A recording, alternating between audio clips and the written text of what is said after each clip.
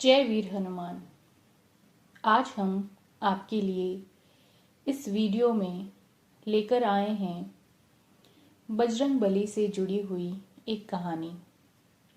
यह कथा उस समय की है जब रावण युद्ध में अपनी हार देखने लगा था और वह बहुत ही परेशान हो गया था। रावण का महाप्रतापी पुत्र मेघनाद और उसका अत्यंत ही बलशाली भाई कुंभकर्ण युद्ध भूमि में मर चुके थे।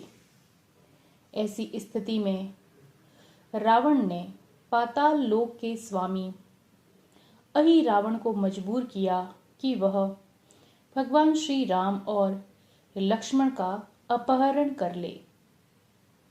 अहिरावण बहुत ही मायावी राक्षसी राजा था।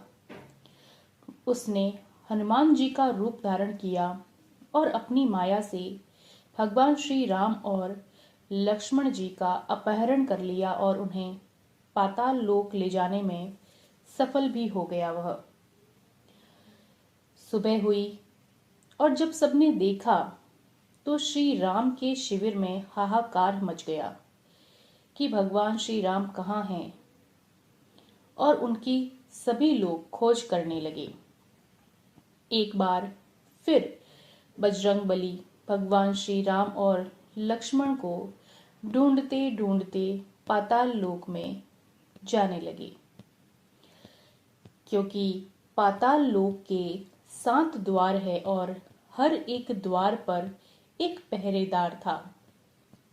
परंतु सभी पहरेदारों को हनुमान जी ने अपने बल से परास्त कर दिया, लेकिन अंतिम द्वार पर उन्हें उन्हीं के समान बलशाली स्वयं एक वानर पहरा देता हुआ दिखाई दिया। अपने समान रूप को देखकर हनुमान जी को आश्चर्य हुआ और उन्होंने उस वानर से उसका परिचय पूछा। तो उस वानर ने अपना नाम मकरध्वज बताया और अपने पिता का नाम हनुमान बताया। जैसे ही मकरध्वज ने अपने पिता का नाम हनुमान बताया तो हनुमान जी अत्यधिक क्रोधित हो गए और बोले कि ऐसा असंभव है, क्योंकि मैं तो जीवन भर ब्रह्मचारी रहा हूं और तुम ऐसा कैसे कह सकते हो, तुम झूठ बोल रहे हो। फिर मकरध्वज ने बताया कि जब हनुमान जी लंका जलाकर समुद्र में आग बुझाने के लिए कूदे थे तब उनके शरीर का तापमान बहुत ही बढ़ा हुआ था, और ऐसे में जब वह सागर के ऊपर थे तब उनके शरीर के पसीने की एक बूंद सागर में गिर गई थी, जिससे एक मकर ने पी लिया था और उसी पसीने की बूंद से वह गर्भावस्था को प्राप्त हो गई थी। जिस मकर की बात कर रहे हैं वह एक पूर्व जन्म में कोई अप्सरा हुआ करती थी, जो कि श्राप के कारण एक मगरमच्छ बन गई थी। बाद में उसी मकर को अहिरावण के मछुआरों ने पकड़ लिया था और मार दिया, और उसी के गर्भ से मकरध्वज का जन्म हुआ था।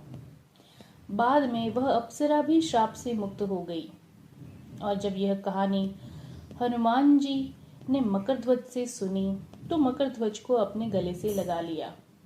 हालांकि अपने पिता के रूप में हनुमान जी को पहचानने के बाद भी मकरध्वज हनुमान जी को अंदर जाने देने के लिए तैयार नहीं हुआ।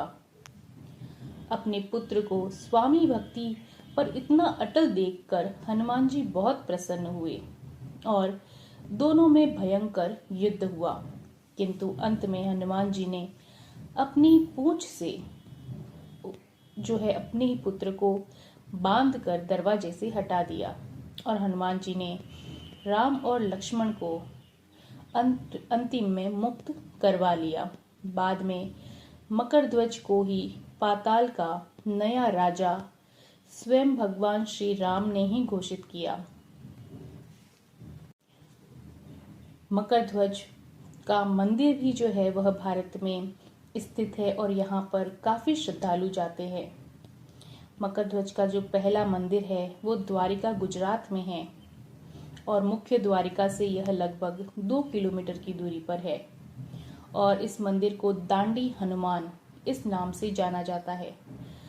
कहा जाता है कि इसी स्थान पर अपने पुत्र मकर ध्वज से हनुमान जी पहली बार मिले थे और दोनों पिता पुत्र की यहाँ पर जो है वह किसी शस्त्र की प्रतिमा है।